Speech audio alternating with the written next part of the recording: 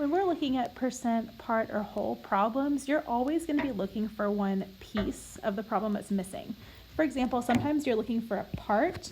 It's asking what is 15% of 100. Now, 15% of 100 is just 15 because percents are always out of 100, but you're trying to find that piece out of 100 that is equivalent to 15%.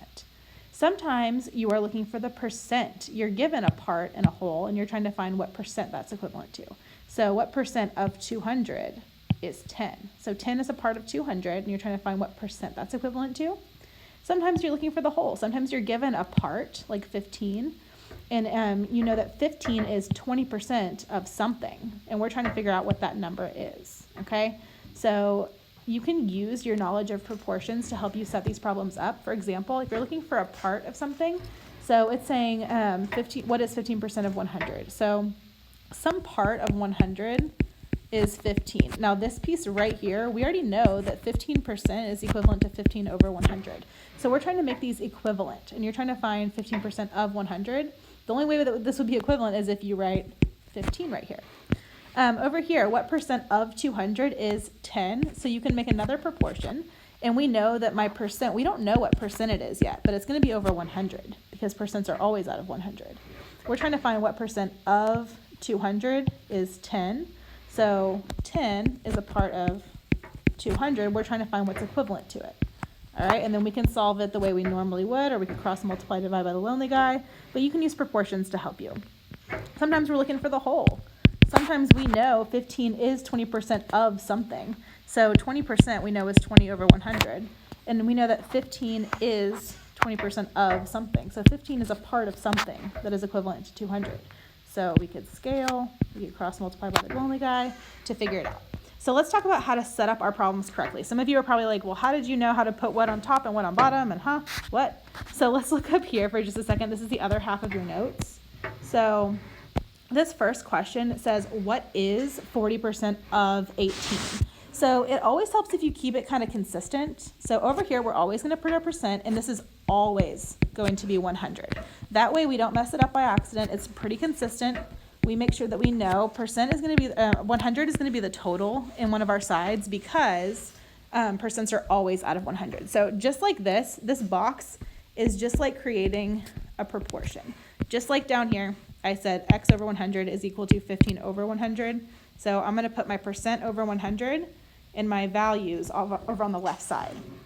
So I know that since I see 40%, since it has that percent sign, that means it's out of 100. So I'm going to put my 40 over 100.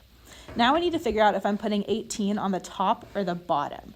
So one thing that's pretty helpful is you can look at what word is closest to it. It says, what is 40% of 18? So we're trying to find a part of 18. If we're trying to find part of 18, that means 18 has to be the total. It has to be the whole. So the whole is going to go on the bottom. Just like with a fraction, you know it's going to be the part over the whole. Okay? Just like any fraction. So we're trying to find a part of 18. So that's how you would set that up. Let's try another one. 24 is 75% of what number? Now this time we have of what number. So we don't know what the total is. Okay? We don't know what the total is. So let's see if we're given a percent, and we are. So 75%, remember 75 should go over 100 because it's a percent. So 24 is 75% of what number? We don't know yet, but we know that 24 is the part. Something that can help with that is that word is right there. 24 is 75% of what number? So remember, we know that this is going to be the part, this is going to be the whole.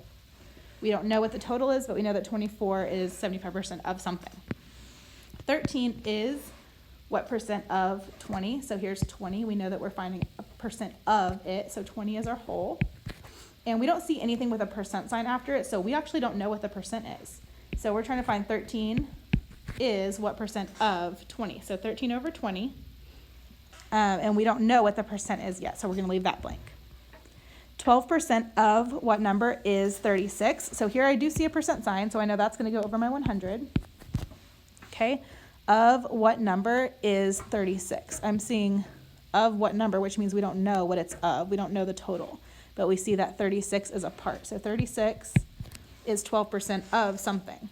All right, we don't know what it's 12% of, but we're going to figure that out. So that is how you would set up these problems.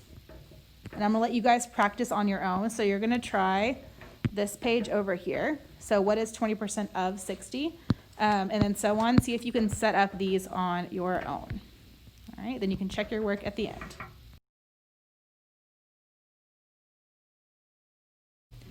So the way we learned how to turn